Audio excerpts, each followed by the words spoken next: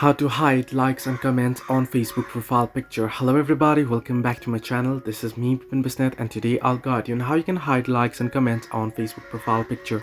Now, the process itself is quite simple and easy, so let me guide it through. In order to hide your likes and comments on Facebook profile picture, you want to first open up Facebook and then head over to your profile. Once you do so, you want to tap on the camera icon on your profile picture and then tap on choose profile picture and then upload a new profile picture.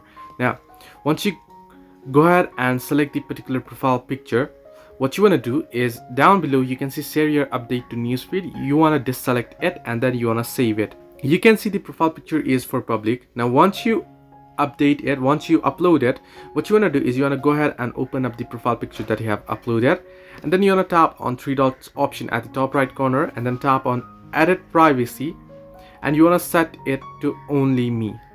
And this way no one else will be able to like and comment on your profile picture. They'll just be able to view it, and any likes and comments that you have already got, they won't be able to see it as well. So hope this helped you. Do like and subscribe, and do not forget to leave a comment down below if you have any further issues.